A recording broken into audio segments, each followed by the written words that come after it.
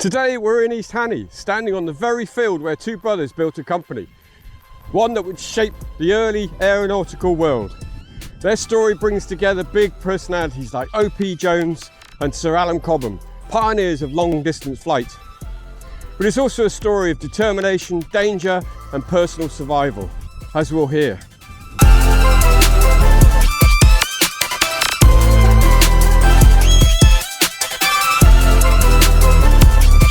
But this very field is where it all took place, just in Hanney. This is the place where the early days of the flying circus started.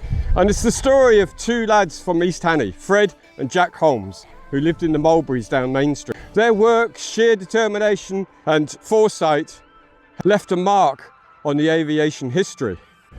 But how did it all begin? What brought the brothers from East Hanney to the forefront of British aviation?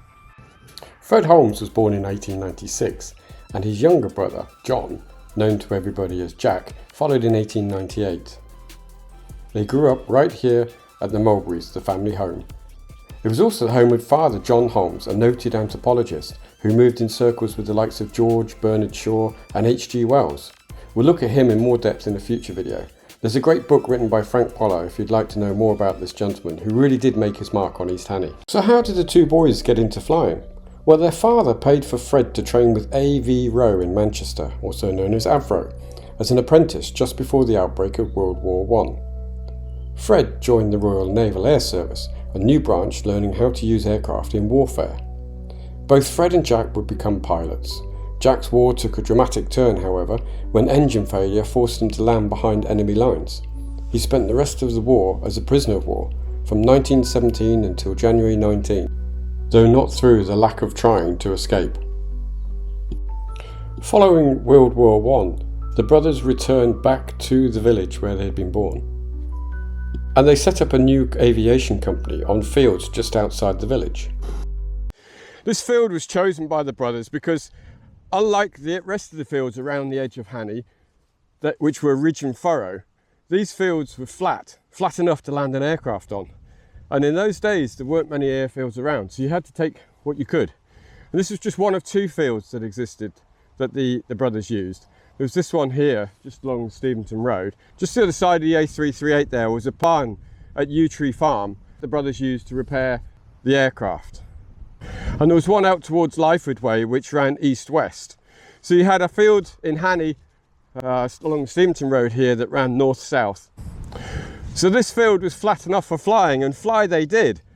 In the few years that the company was running, nearly 34,000 paying passengers flew in just about 6 years. That's a huge number, and they were paying quite a reasonable amount for those flights. So in April 1919, the brothers teamed up with a young Alan Cobham, who would later become Sir Alan Cobham.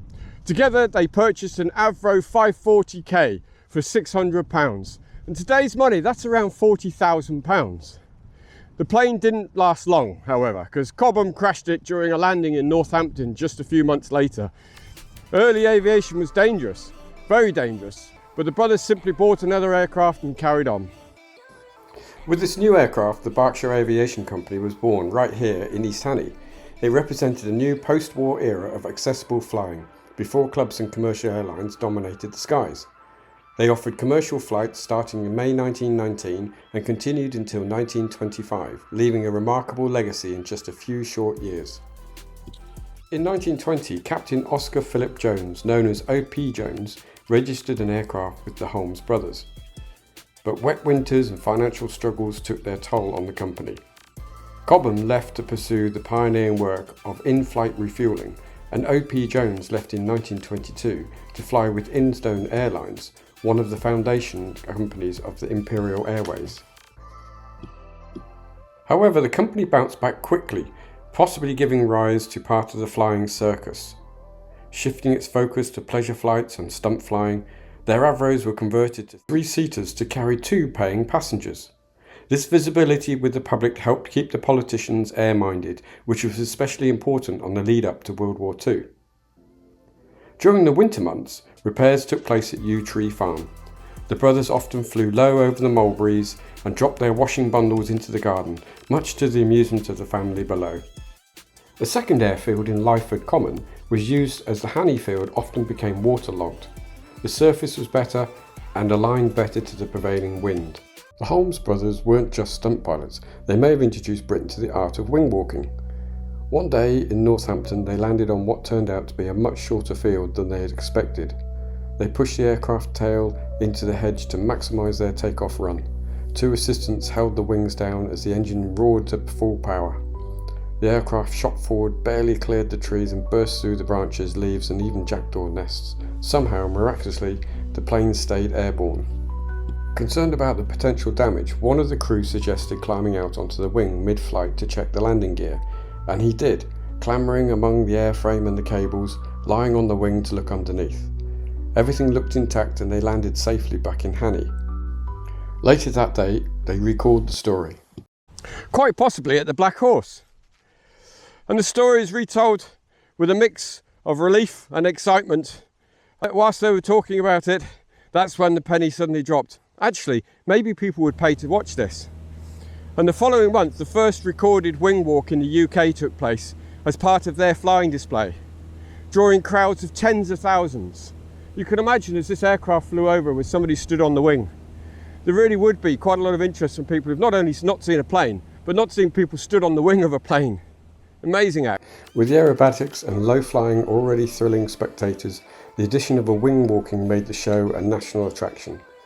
Meanwhile, the pleasure side of the business flourished. For around 1 guinea, people could see their village from the air.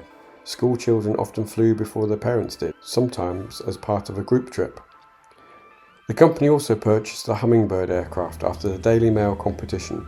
Alan Cobham flew it to Belgium for an aviation event. On his return, he found himself flying through what he thought was low cloud, only to discover it was steam from a slow-moving goods train that had actually overtaken him. He landed the plane, hopped onto a train and caught a boat home. But it all came to an end in 1926 when the company decided to move from Hanney to Witney, continuing to make waves in aviation. That chapter deserves its own video, which we'll come back to some other time. There are other parts of the village that were involved in aviation as well. During the Second World War, the mill was used for production of military parts, specifically for aircraft. So there was an ongoing link with aviation in Hanney. And that link all sets back to Fred and Jack Holmes. So what happened to Fred and Jack? Well, Fred became an Associate Fellow of the Royal Aeronautical Society and later Works Manager for Airports Limited, producing aircraft parts during the Second World War. He was awarded the MBE in 1944 and sadly died in 1967. Jack served as a squadron leader with the RAF Volunteer Reserve, working in Fighter Command's operation rooms. He wrote an account of his life as a fighter controller in Biggin Hill, based on real events but with fictional details. He died in 1980 at the age of 81. So there you have it, a brief but by no means complete history of the Holmes brothers.